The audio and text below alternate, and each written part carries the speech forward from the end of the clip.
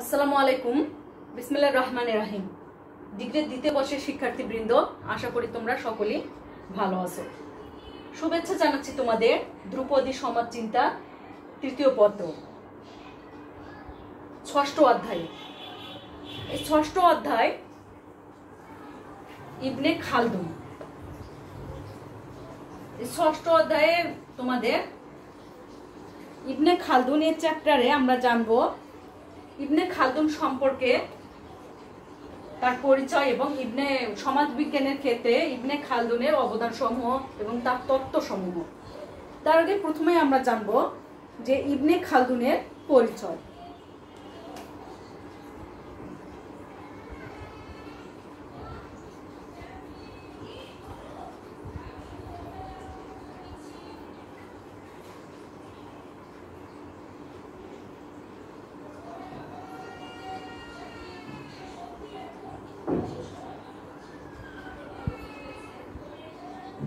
বিখ্যাত মুসলিম চিন্তাবিদ,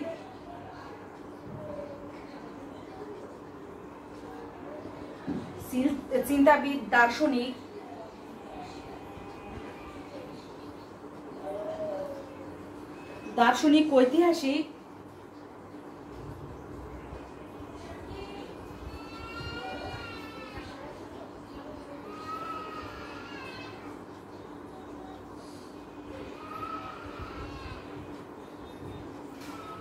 সমাজবিজ্ঞানী ইবনে খালদুন 1332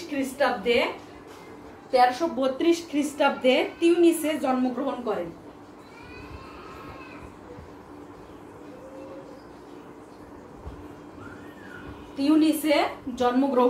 করেন। তাহলে তিউনিসে ওনার জন্ম 1332 খ্রিস্টাব্দে। তিনি ইসলামী শিক্ষায় শিক্ষিত ছিলেন। ইবনে খালদুন ছিলেন ইসলামী শিক্ষায় শিক্ষিত। বিজ্ঞান, শুধু ইসলামী শিক্ষায় শিক্ষিত না, তিনি বিজ্ঞান, অঙ্কশাস্ত্র, চিকিৎসা শাস্ত্র এবং অধিবিদ্যাতেও পারদর্শী ছিলেন। তিনি ইবনে খালদুন তিউনিস রাজ্যের একটি গুরুত্বপূর্ণ রাষ্ট্রীয় যে কার্য পরিচালনার একটা দায়িত্বে তিনি নিযুক্ত ছিলেন। এই দায়িত্ব থাকলে তিনি রাজনৈতিক ক্ষমতা, কূটনীতি ইত্যাদি বিষয়ে একটা বাস্তব জ্ঞান অর্জন করেন ইবনে খালদুন। তার জীবন ছিল ঘটনাবহুল ইবনে খালদুনের, এবং বিভিন্ন ঘাত প্রতিঘাত সহ বিচিত্র অভিজ্ঞতায় ভরপুর ছিল ইবনে খালদুনের জীবন। তিনি স্পেন এবং উত্তর আফ্রিকার রাজনৈতিক কর্মকাণ্ডের সাথে যুক্ত থেকে প্রাসাদ ষড়যন্ত্র, ক্ষমতার লড়াই, বিশ্বাসঘাতকতা ও ইসলামের ক্রম অবনতি ইত্যাদি বিষয়ে অনেক অভিজ্ঞতা অর্জন করেন। ইবনে খালদুন এমন এক সময়ে তিউনিসে জন্মগ্রহণ করেন, তখন কি ছিল, যখন মুসলিম সভ্যতা বিস্তৃতির একটা বিস্তৃতি ঘটেছিল। তারপর ইসলামটা মুসলিম সভ্যতা ধীরে ধীরে অবনতির দিকে ধাবিত হচ্ছিল। এই ইবনে খালদুনের পিতা এবং তার পিতামহ রাষ্ট্রের বিভিন্ন গুরুত্বপূর্ণ পদে নিযুক্ত ছিলেন। ইবনে খালদুন অল্প বয়সে গুরুত্বপূর্ণ রাষ্ট্রীয় কাজে যোগদান করেন এবং আজীবন তিনি গুরুত্বপূর্ণ রাজনৈতিক কর্মকাণ্ডের সাথে জড়িত ছিলেন। তাই একদিকে যেমন তিনি আরব এবং মুসলিম সভ্যতার উন্নতি এবং অবনতি পর্যবেক্ষণ করার সুযোগ পেয়েছিলেন, অন্যদিকে দেখা যাচ্ছে রাজনীতি, রাষ্ট্র পরিচালনার পদ্ধতি, ক্ষমতার লড়াই, তারপর রাষ্ট্রের উত্থান পতন ইত্যাদি বিষয়ে অভিজ্ঞতা অর্জনের একটা সুযোগ লাভ করেন। ইবনে খালদুন বেশ কয়েকটি গ্রন্থ রচনা করেন। তার মধ্যে তার বিখ্যাত গ্রন্থ আল মুকদ্দমা। এই আল মুকদ্দমা গ্রন্থ রচনা করতে গিয়ে তিনি তার সমসাময়িক কালের ইতিহাসবেত্তাদের একটি বিশেষ ত্রুটির প্রতি তিনি দৃষ্টি আকর্ষণ করেন।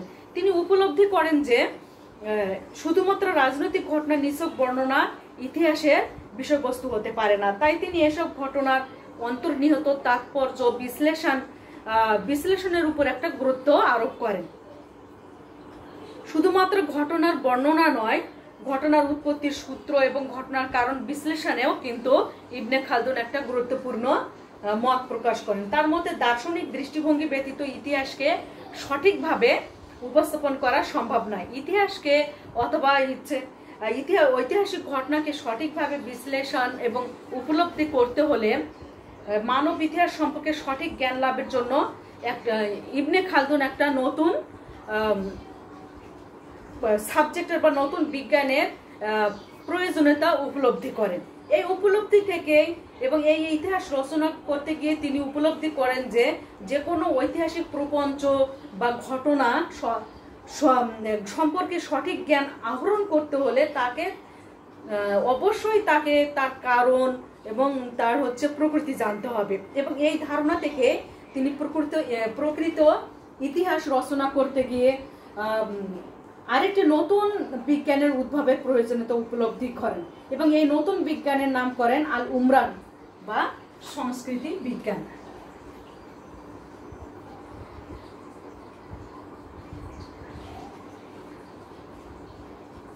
আল উমরান বা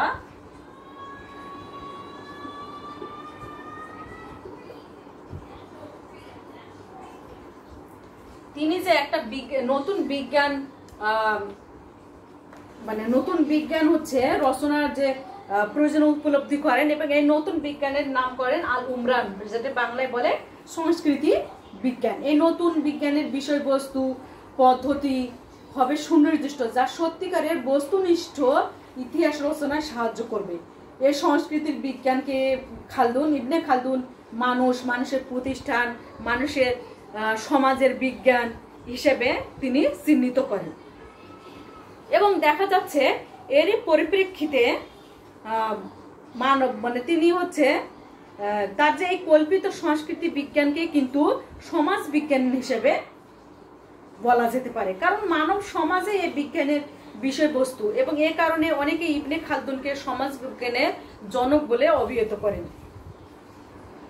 কারণ ইবনে খালদুনের পূর্বে কোনো চিন্তাবিদ এ ধরনের একটি নতুন বিজ্ঞান সম্পর্কে চিন্তা ভাবনা করেননি এবং তার কয়েক শতাব্দী পরে ফরাসি বিপ্লবোত্তর সময়ে অগাস্ট কোতের চিন্তায় আমরা অনুরূপ বিজ্ঞানের সন্ধান পাই। তো ওকে স্টুডেন্টরা, আমরা এখন এই ইবনে খালদুনের যে সমাজ চিন্তায় যে অবদানগুলো সেগুলো নিয়ে ডিসকাস করব।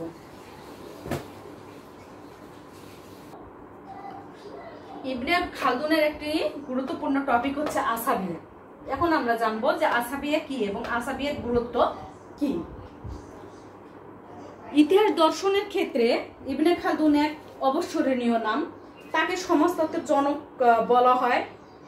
তো এই ইবনে খালদুনের সমাজতত্ত্বের বিষয়বস্তু ও রাষ্ট্রীয় দর্শনের উত্থান পতন বিস্তৃতি লাভে ইবনে খালদুনের যে ধারণা বা প্রত্যয়টি প্রাধান্য পেয়েছে সেটি হচ্ছে আসাবিয়া।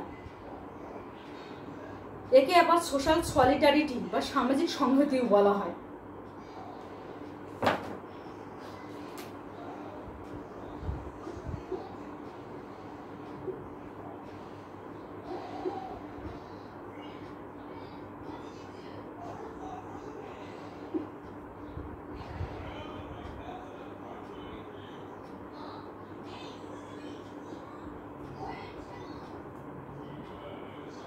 এই আসাবিয়াকে সোশ্যাল সলিডারিটি বা সামাজিক সংহতি বলা হয়।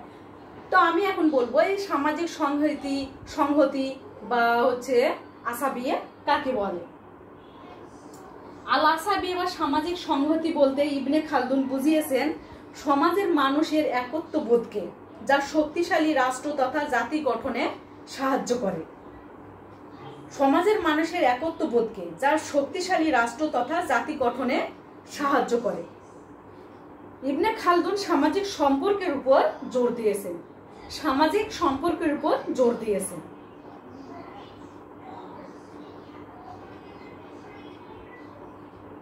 আসাবিয়া ইবনে খালদুনের কেন্দ্রীয় সমাজতাত্ত্বিক একটা প্রত্যয়। আসাবিয়া তথা সামাজিক সংহতি প্রত্যয়টি খালদুনের সাধারণ এবং রাজনৈতিক সমাজবিজ্ঞানের প্রাণকেন্দ্রে অবস্থিত। সে কারণে খালদুনের সভ্যতা অধ্যয়নের কেন্দ্রভূতে যে বিষয়টি অবস্থান করছে তা হলো ক্ষমতা রাষ্ট্রতত্ত্ব। তাহলে আল আসাবিয়া সামাজিক সংহতি, যেখানে সমাজের মানুষের একত্ববোধ বা যা শক্তিশালী রাষ্ট্র তথা জাতি গঠনে সাহায্য করে।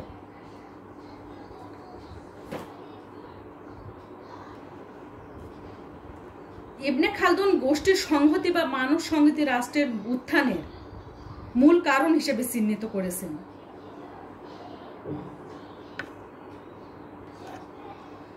আসাবিয়া এই ইংরেজি সোশ্যাল সোলিডারিটি, যাকে বাংলা বলা হয় সামাজিক, এই সংহতিকে খালদুন গোষ্ঠীর সংহতি হিসেবেও কিন্তু আখ্যায়িত করেছেন। এই সামাজিক সংহতিকে ইবনে খালদুন গোষ্ঠীর সংহতি হিসেবেও কিন্তু আখ্যায়িত করেছেন।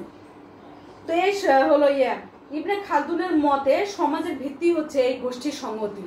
এই গোষ্ঠীর সংহতির জন্য সমাজের একটা মূল ভিত্তি হচ্ছে এই সামাজিক সংহতি বা গোষ্ঠী সংহতি। রক্ত, জাতি এবং ধর্ম সম্পর্কের উপর ভিত্তি করে সামাজিক সংহতি গড়ে ওঠে। খালদুনের মতে উপজাতীয় সমাজের সামাজিক সংহতিটা সবচেয়ে বেশি দৃঢ়। স্থায়ী জীবন অপেক্ষা যাযাবর জীবনের আধিক্য পরিলক্ষিত হয় বলে ইবনে খালদুন মনে করেন। এবং ইবনে খালদুন যে স্থায়ী জীবন অপেক্ষা যাযাবর জীবনে এর আধিক্যটা বেশি পরিলক্ষিত হয়। ইবনে খালদুন রাষ্ট্রের উৎপত্তি এবং ক্রমবিকাশের ক্ষেত্রে সামাজিক সংহতির গুরুত্বপূর্ণ ভূমিকার কথা উল্লেখ করেছেন। যে ইবনে খালদুন রাষ্ট্রের উত্থান, ক্রমবিকাশ এবং পতনের কারণ ও ধারা বিশ্লেষণ করেন। ইবনে খালদুনের মতে আসাবিয়ার বিভিন্নতার কারণে কিন্তু সমাজ ও রাজনৈতিক কাঠামোতে বিভিন্ন ধরনের পরিবর্তন একটা হয়। আর এসব পরিবর্তন কি হচ্ছে? চক্রাকারে সংগঠিত হচ্ছে। পরবর্তীকালে অনেক সমাজ চিন্তাবিদ যেমন স্পেংলার, টয়নবি, প্যারোটো, সরোকিন, তারা ইবনে খালদুনের তত্ত্ব দ্বারা কিন্তু প্রভাবিত হয়েছিলেন। তিনি সমাজ, সংস্কৃতি, সামাজিক প্রতিষ্ঠান, গ্রামীণ এবং নাগরিক জীবন, সামাজিক পরিবর্তন তথা সমাজ এবং রাষ্ট্রের বিভিন্ন দিক নিয়ে আলোচনা করেছেন। তো এই আসাবিয়া হচ্ছে ইবনে খালদুন এই আসাবিয়ার গুরুত্ব আলোচনা করতে গিয়ে বলেন যে হচ্ছে ইবনে খালদুন ট্রাইবাল উপজাতীয় সমাজকে বেশি গুরুত্ব দিয়েছেন সামাজিক সংহতির ক্ষেত্রে, কারণ তিনি মনে করেন যে উপজাতীয়দের দ্বারাই মূলত রাষ্ট্রের উত্থান পতন সংঘটিত হয়। কারণ তার মতে পাশ্চাত্য সমাজ প্রথম গ্রিসে আত্মপ্রকাশ করে।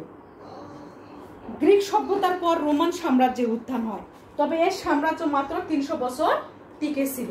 গ্রিস রোমান সাম্রাজ্য তারা ছিল মূলত উপজাতি, কিন্তু পরবর্তীকালে দাসদের সরবরাহ হ্রাস পাওয়ায় তাদের সাম্রাজ্যের পতন ঘটতে থাকে। জার্মান উপজাতি ওনদের ননডেলকের আক্রমণে রোমান সাম্রাজ্যের পতন ঘটতে থাকে। 1454 সালে পূর্ব রোমান সাম্রাজ্যের পতন হয় অটোম্যান উপজাতির দ্বারা। তো রোমান সাম্রাজ্যের পতনের পর ইউরোপ ছিল 300 থেকে 400 বছর অন্ধকার যুগ। এরপর একজন মঙ্গোলিয়ান উপজাতি চেঙ্গিস খান নিজেকে 51 বছর বয়সে মঙ্গোলিয়ান উপজাতির কাউন্সিলর ঘোষণা করেন। তিনি উত্তর কোরিয়া, চীন, তাতার, মধ্য এশিয়া, রাশিয়া ইত্যাদি অঞ্চল দখল করেন। 1227 সালে তার মৃত্যুর পর পোল্যান্ড, হাঙ্গেরি, অস্ট্রিয়ার যৌথ সৈন্যরা আক্রমণ করে তার পুত্রকে হত্যা করে। এরপর তার নাতি মঙ্গু খানের ভাই হালাকু খান বাগদাদ আক্রমণ করেন এবং ধ্বংস করে এবং 1228 সালে আব্বাসীয় বংশের পতন ঘটে।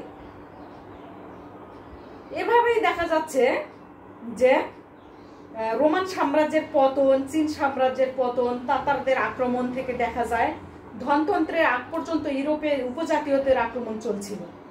আর সে মুহূর্তে ইবনে খালদুন জন্মগ্রহণ করেন। এগুলোর জন্য তার কাছে রাষ্ট্র এবং সমাজ একই সূত্রে গাঁথা। যেহেতু উপজাতীয় আক্রমণে মূলত হচ্ছে সাম্রাজ্যের উত্থান পতনের কারণ, তাই তিনি তার মূল আলোচনার জন্য আল আসাবিয়ার উপর বা সামাজিক সংহতির উপর বেশি গুরুত্ব দিয়েছেন।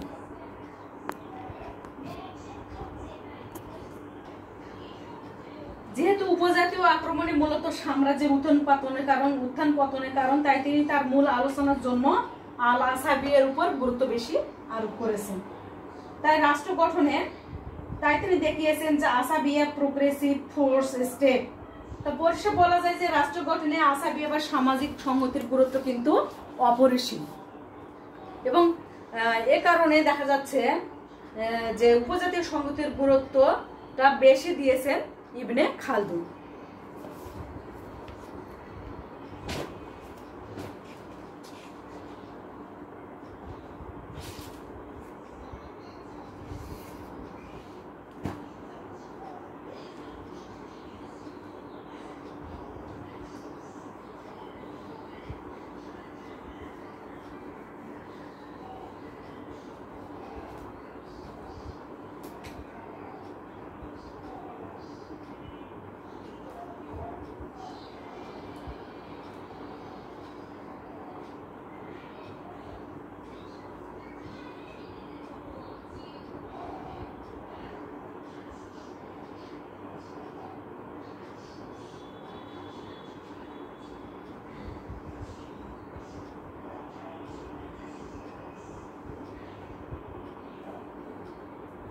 সমাজবিজ্ঞানে ইবনে খালদুনের অবদান বা সমাজবিজ্ঞানে ইবনে খালদুনের কার্যাবলী। সমাজ চিন্তার বহিঃপ্রকাশে খালদুনের যে প্রভাব সেটা লক্ষ্য করি।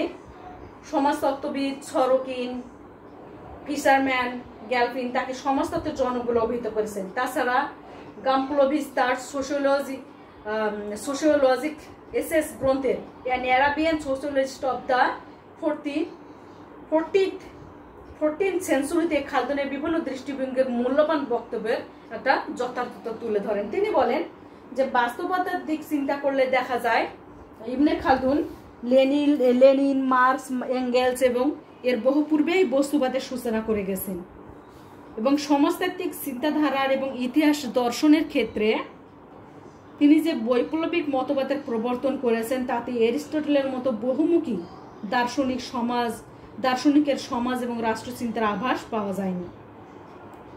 দ্য স্টাডি অব হিস্ট্রি গ্রন্থে টয়নবি বলেন যে সমাজ বিবর্তনের মূল সূত্র আবিষ্কার ও তার সাহায্যে ইতিহাসের ঘটনা প্রবাহকে বিচার করার পদ্ধতি উদ্ভাবনের মাধ্যমে তিনি যে ইতিহাস দর্শনের সূচনা করেন তা যে কোনো দেশে যে কোনো কালের মানবীয় মনন শক্তির সর্বশ্রেষ্ঠ পরিচয়। ডারউইন ঊনবিংশ শতাব্দীতে বৈজ্ঞানিক বিবর্তনবাদের যে মূলসূত্র আবিষ্কার করেন, চতুর্দশ শতাব্দীতে তিনি বিজ্ঞানের মূলসূত্র সমাজবিজ্ঞান এবং ইতিহাস ও ভূগোল, অর্থনীতি, সাহিত্য, ধর্ম এবং রাষ্ট্রবিজ্ঞানের ক্ষেত্রেও প্রয়োগ করেন। ম্যাকিয়াভেলির বহু পূর্বে রাষ্ট্রের সাধারণ অবস্থা, রাজতন্ত্র এবং রাজতন্ত্রের অবস্থা সম্পর্কে তিনি বিশদ ব্যাখ্যা দিয়েছেন। পাশ্চাত্য পণ্ডিতবর্গের মধ্যে ফলক্রেমার, স্মিথ, ডিবোর তারা খালদুনের চিন্তাধারার বিস্ময়কর মৌলিকতাকে স্বীকার করেছেন। ইবনে খালদুন সমাজ ও রাষ্ট্রের উত্থান পতনে যে বৈজ্ঞানিক চক্রাকার ব্যাখ্যা দিয়েছেন তা সবার কাছে সমাদৃত। এছাড়াও ধর্মের প্রভাব ও অনুশাসন হতে বিচ্ছিন্ন থেকেও রাষ্ট্র টিকে থাকতে পারে। ইবনে খালদুনের এই বক্তব্যের জন্য তাকে ধর্মনিরপেক্ষ রাষ্ট্রের দিশারি হিসেবে সর্বাধুনিক রাষ্ট্রচিন্তাবিদ বলা যেতে পারে। শাসককে ন্যায়পরায়ণতা ও সততার সাথে শাসন কার্য পরিচালনায় যে কথা বলেছেন তাতে ন্যায় বিচারের পরিচয় পাওয়া যায়। সমাজ জীবন, সংস্কৃতি, সামাজিক প্রতিষ্ঠান এবং পল্লী এবং নগর অঞ্চলের জীবন ভৌগোলিক কারণে পৃথক। এ বক্তব্যের কারণে অনেকে তাকে গ্রামীণ এবং নগর সমাজতত্ত্বের জনকও বলেছেন।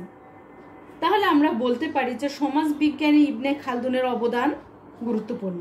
তিনি প্রথম ব্যক্তি সামাজিক রাজনৈতিক বিষয়ের ধারণা দেন সমাজবিজ্ঞানের ভাষায়, তাই তিনি সমাজতত্ত্বের জনক হিসেবে অভিহিত করা হয়।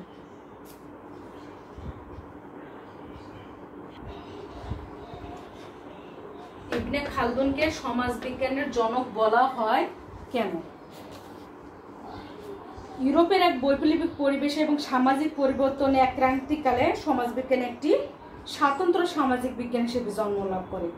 কিন্তু এর বহু পূর্বে আরব দেশের মনীষী ইবনে খালদুন তার লেখা বিশ্ব ইতিহাসের ভূমিকায় বা মুকদ্দমাতে ঐতিহাসিক শক্তিসমূহের ব্যাখ্যা দেন। ইতিহাসের গতি প্রকৃতি সম্পর্কে তার ব্যাখ্যা এতই বিজ্ঞান সুলভ যে বর্তমান যুগের পাঠকেরা তার আধুনিকতা দেখে বিস্ময় প্রকাশ করেছেন। এই অর্থে ইবনে খালদুনকে সমাজবিজ্ঞানের জনক বলা হয়। যদিও ইবনে খালদুন তার প্রতিষ্ঠিত নববিজ্ঞানের জন্য অগাস্ট কোতের মতো কোনো নতুন নাম দিয়ে যাননি, তবুও তাকে যে সকল কারণে সমাজতত্ত্বের জনক বলা হয় তা হচ্ছে: 1 নম্বর, ইবনে খালদুনের মতে সমাজের ঘটনা বিক্ষিপ্ত নয়, এর মধ্যে কতগুলো সূত্র বা আইন আছে যা প্রকৃত ঘটনার মতো নয়, যেমন জুন, জুলাই, সূর্যোদয় ইত্যাদি। তার মতে ইতিহাসের একটি ঘটনা আরেকটি ঘটনায় বিবর্তিত হয়, তবে তা কোনো ব্যক্তির উপর কাজ করে না, বিশাল জনগোষ্ঠীর উপর কাজ করে। তিনি মূলত সমাজের চক্রাকার জীবনকে দেখেছেন। তৃতীয়ত, তিনি বলতে চেয়েছেন যে সমাজের মধ্যে একটা প্যাটার্ন আছে, কোন ঘটনার পর কোন ঘটনা ঘটবে তার একটা ঐতিহাসিক পদ্ধতি আছে, আর সেই ঐতিহাসিক সূত্রটি হলো সামাজিক ঘটনা। ইবনে খালদুন বলেন, এ সূত্র আমরা আবিষ্কার করব সামাজিক ঘটনা দেখে এবং বর্তমান এবং অতীতের ইতিহাস বিশ্লেষণের মাধ্যমে।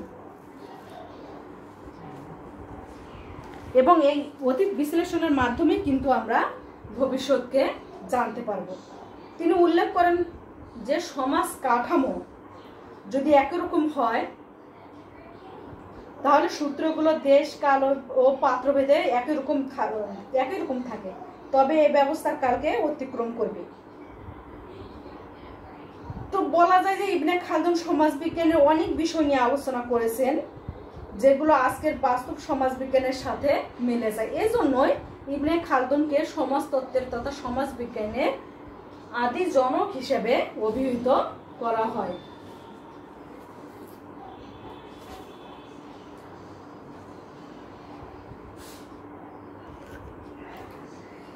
রাষ্ট্র সম্পর্কে ইবনে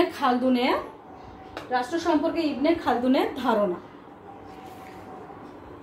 যে আমরা দেখেছি যে ইবনে খালদুন মূলত সমাজবিজ্ঞানী হলো রাষ্ট্র দর্শন সম্পর্কে তার যে অবদান সেটা অসামান্য। কিতাবুল ইবার নামক গ্রন্থে তিনি রাষ্ট্রের উৎপত্তি, ক্রমে বিকাশ, পতন প্রভৃতি আলোচনা করেছেন তার কিতাবুল ইবার নামক গ্রন্থে।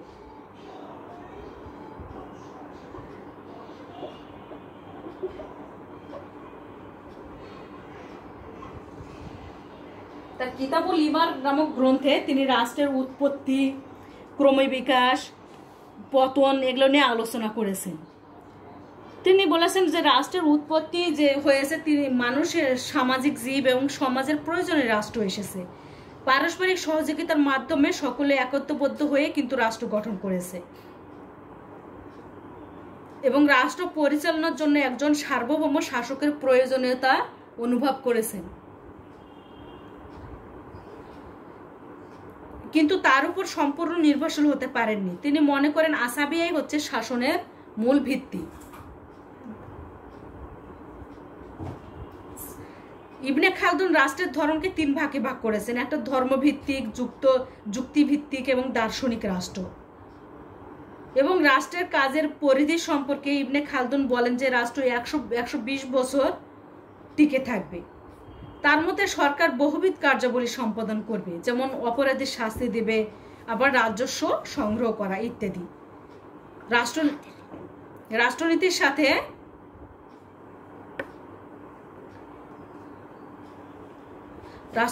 সাথে অর্থনীতির যে সম্পর্ক বিদ্যমান তা ইবনে খালদুন দেখিয়েছেন। তিনি বলেন যে রাষ্ট্রের শাসন কার্য হচ্ছে পরিচালনার জন্য প্রয়োজন হয় প্রচুর ভাড়াটিয়া সৈন্যের, আর এর জন্য প্রচুর অর্থের প্রয়োজন হয়ে থাকে।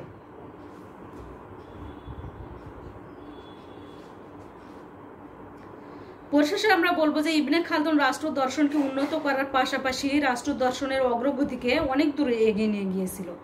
যদিও তার রাষ্ট্র দর্শনে কতিপয় কিছু দুর্বল দিক ছিল, তারপরও দেখা যাচ্ছে তার রাষ্ট্র দর্শন ছিল সমৃদ্ধশালী। এজন্য দেখা যাচ্ছে রাষ্ট্র দর্শনে ইবনে খালদুনের অবদান অপরিসীম।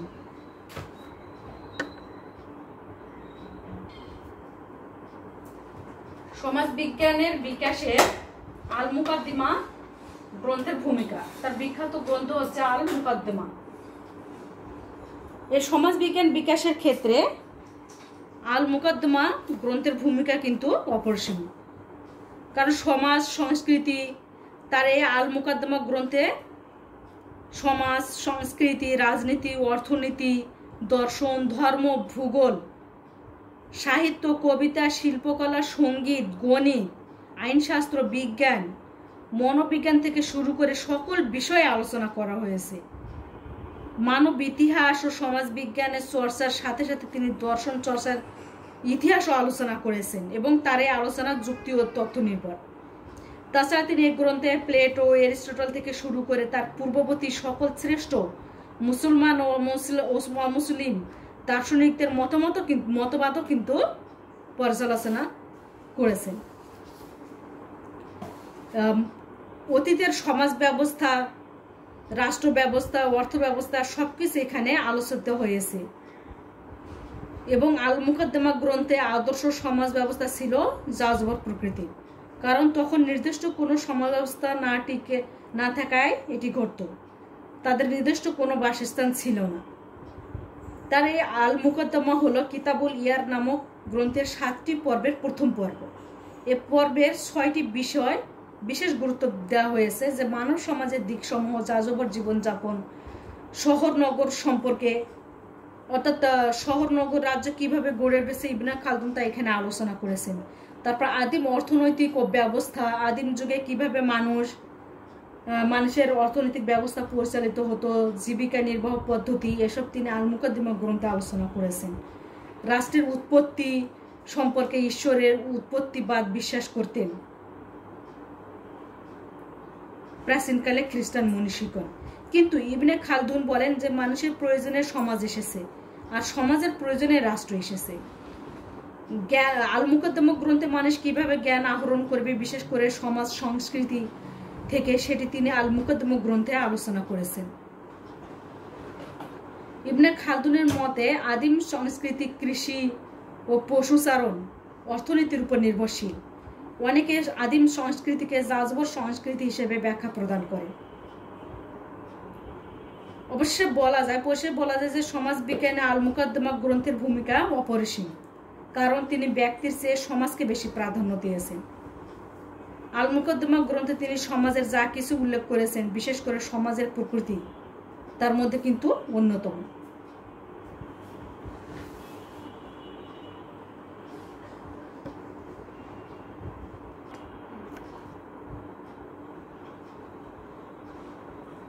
আবহাওয়া ও জলবায়ু সম্পর্কে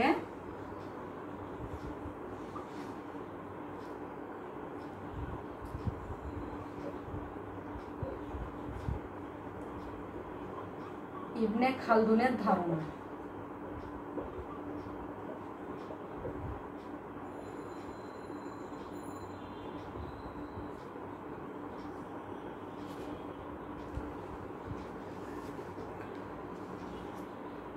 ইবনে খালদুন মনে করেন যে প্রাকৃতিক পরিবেশ হচ্ছে আল্লাহর দান এবং এর উপর মানুষের কোনো হাত নেই, কিন্তু সমাজ ও সভ্যতার কেন্দ্রবিন্দু হিসেবে তিনি চিহ্নিত করেছেন মানুষকে, কারণ ইতিহাসের গতি প্রকৃতি নির্ভরশীল মানুষের চিন্তা শক্তি, কার্যক্ষমতা ও সৃজনশীলতার উপর। ঠিক একইভাবে মানুষ নির্ভরশীল প্রাকৃতিক পরিবেশের উপর। তবে কোনো কোনো ক্ষেত্রে মানুষ তার কার্যকলাপ দ্বারা প্রাকৃতিক পরিবেশকে উন্নত করতে পারে, আবার এর বিপরীতও ঘটতে পারে।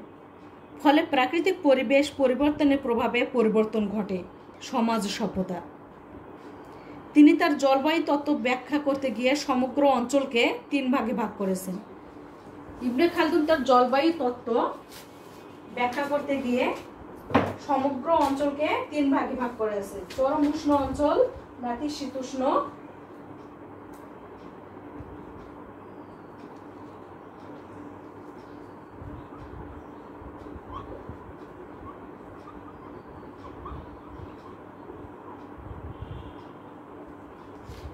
চরম উষ্ণ অঞ্চল,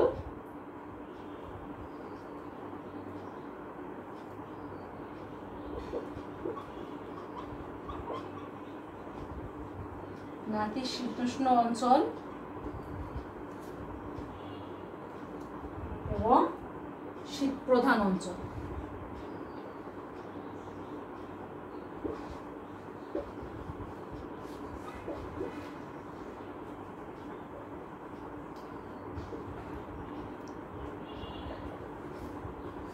এই 3 ভাগে ভাগ করেছে। চরম উষ্ণ অঞ্চল, যে এই অঞ্চলের মানুষ অনেকটা রুক্ষ স্বভাবের হয়। তাছাড়া আবহাওয়ার কারণে এই অঞ্চলের জীবনযাত্রা অত্যন্ত কঠোর এবং লোক বসতি কম। আর নাতিশীতোষ্ণ অঞ্চল, এই অঞ্চলে নতুন নতুন সভ্যতার উন্মেষ ঘটে, কারণ এই অঞ্চলের মানুষেরা অনেক সংগ্রামী এবং সংস্কৃতিবান হয়। ফলে তাদের আচার আচরণে পরিবর্তন হয়, যেমন রোমান সভ্যতা, গ্রিক সভ্যতা, আরবীয় সভ্যতা ইত্যাদি। আর শীত প্রধান অঞ্চলে, এই অঞ্চলের লোকেরা কঠোর পরিশ্রমী ও বিনয়ী হয়, এরা অনেক ভদ্র হয়, তবে এদের জীবনযাত্রা অনেক কষ্টকর। তাই লোক বসতি নাতিশীতোষ্ণ অঞ্চলের চেয়ে একটু কম হয়। মানুষের জীবন পদ্ধতি পরিবর্তনের ক্ষেত্রে দেখা যাচ্ছে আবহাওয়া এবং জলবায়ুর প্রভাব রয়েছে বলে ইবনে খালদুন মতামত প্রকাশ করেন। ইবনে খালদুনকে এসব কারণে মধ্যযুগের স্রষ্টা বলা হয়। সুতরাং মানব সমাজের উপর আবহাওয়া এবং জলবায়ু বেশ কার্যকরী ভূমিকা রাখে। শিক্ষার্থীরা, তোমাদের এই ধ্রুপদী সমাজ চিন্তার যেটা তৃতীয় পত্র, এই ৬ষ্ঠ অধ্যায়ে ইবনে খালদুনের মোটামুটি এই কোশ্চেনগুলো, কয়েকটি কোশ্চেন নিয়ে আমি ডিসকাস করলাম। চ্যাপ্টারটা তোমরা ভালোভাবে পড়বে, পড়লেই ক বিভাগ, খ বিভাগ এবং গ বিভাগের কোশ্চেনের অ্যান্সারগুলো তোমরা দিতে পারবে। শিক্ষার্থীরা, আজকে এ পর্যন্তই। আল্লাহ হাফেজ।